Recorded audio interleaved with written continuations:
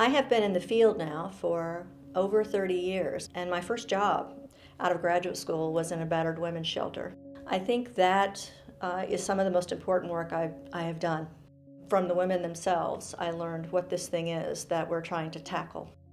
I spent 8 years on the executive staff of Governor Paul Patton. And then at the end of his administration, I came to the University of Kentucky. I now focus on heading an institute on policy as it relates to violence against women.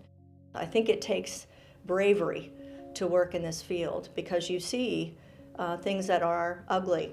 Fortunately, I think there's a great deal of beauty in our field. I think that's one of the things you've got to be able to do is look for and find those things that inspire you.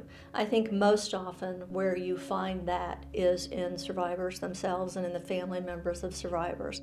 I've had an opportunity to work on creating a Women's Empowerment Scholarship program here at the University of Kentucky. And we have a young woman who now holds that scholarship. Her life has been changed.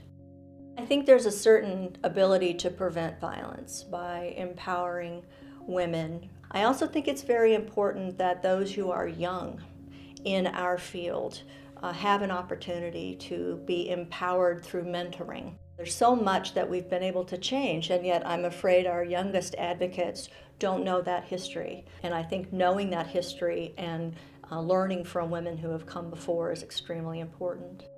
Even after almost 4 decades, I feel like that we will end violence against women. And I believe that will happen on the day and in the moment when everyone understands that being part of this battle is something they must do.